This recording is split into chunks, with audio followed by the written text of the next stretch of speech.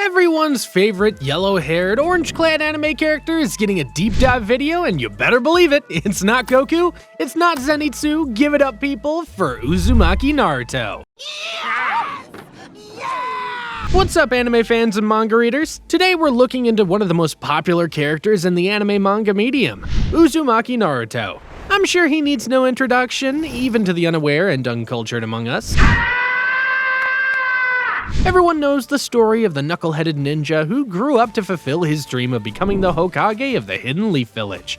Such was the impact of Naruto on weeb culture and the medium as a whole.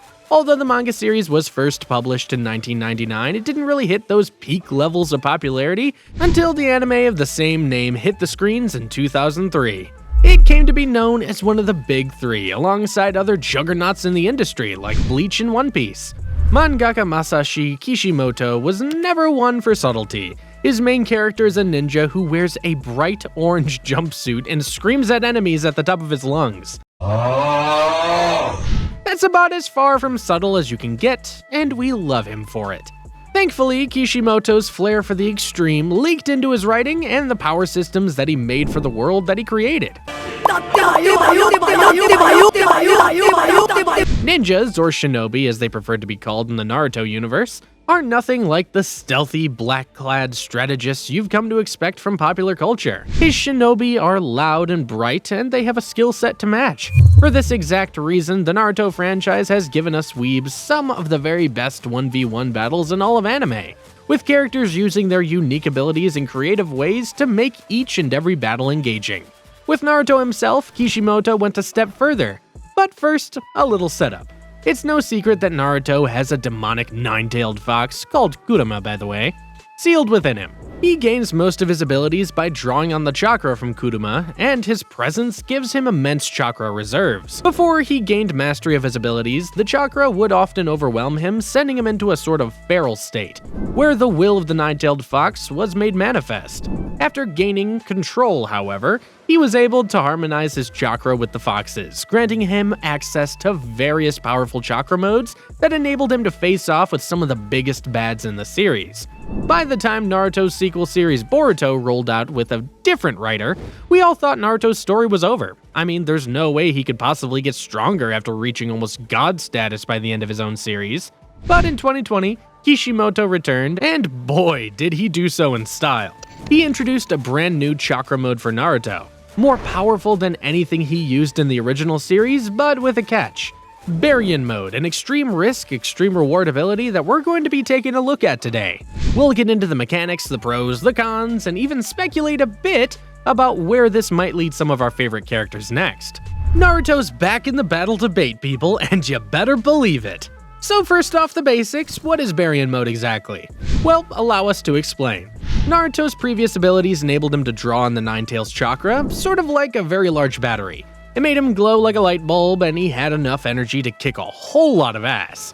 Kurama has near infinite amounts of chakra, and Naruto himself is pretty much a chakra reservoir. So keeping the glow up has never really been an issue.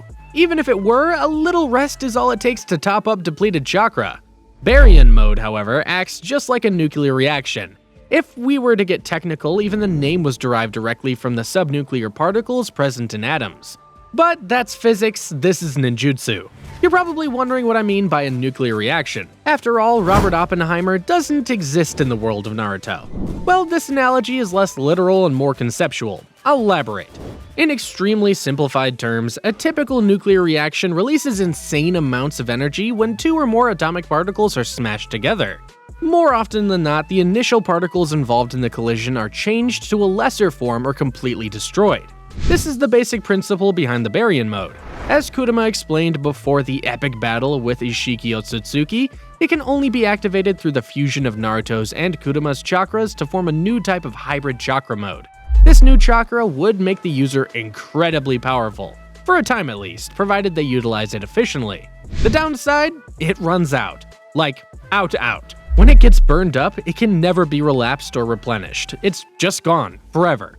And if the user is unable to wrap up before that happens, then then, well, death is the only outcome for one or both parties included. Such is the severity of Baryon mode, and without any spoilers, Kishimoto does not pull any punches when it comes to that promise. So what exactly does Baryon mode do? What abilities does it give the user? Well, immense physical prowess for one. As we saw in Naruto's battle with Ishiki, the user gains incredible strength, impossible speed, and lightning-quick reflexes. We saw Naruto casually catch more than a few of Ishiki's high-speed chakra rods that, according to Sasuke, his Sharingan had a hard time even tracking.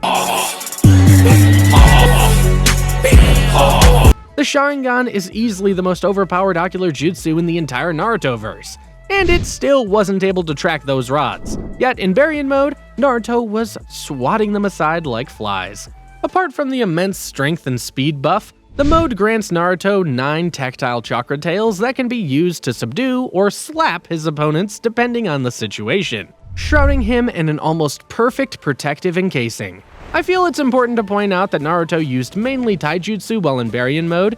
This was likely to limit the rapid burning of his chakra because, as we established earlier, the chakra in this case is essentially his life force, and burning that quickly would mean absolute death. Even at that, he had enough energy to punch Ishiki around like some random grunt.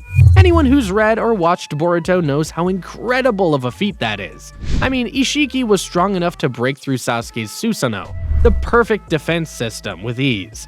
He beat the crap out of both Naruto and Sasuke in their previous most powerful forms at the same time, so he's no slouch. However, the most important reason for the insanely balanced taijutsu Naruto displayed was to get as many hits on his opponent as possible. As Kurama told him, no wasted movements, no superfluous thoughts. There's a reason why Naruto had to make each and every hit count. And that's the final and most powerful hack of the Baryon mode. It also drains the life force of people it hits. So with every punch, every smack, every hit, the Otsutsuki's life force was being burned away, just like Naruto's and Kurama's. And finally, it's not a Naruto fight if the titular doesn't spam his most abused ability, the Rasengan.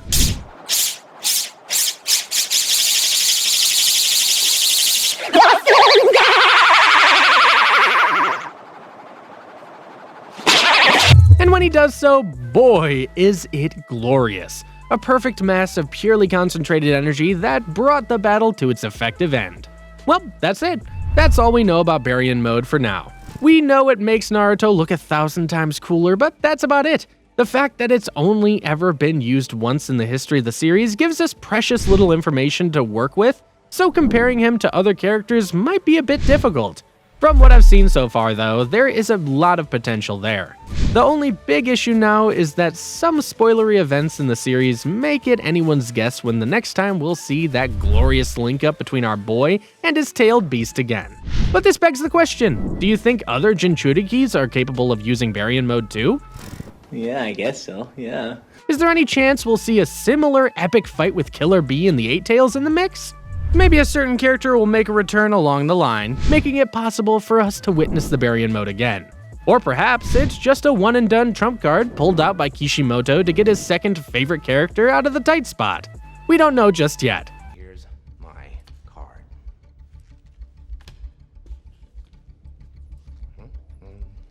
Do you agree with our analysis? Maybe there are some other cool facts about the Baryon mode that I left out.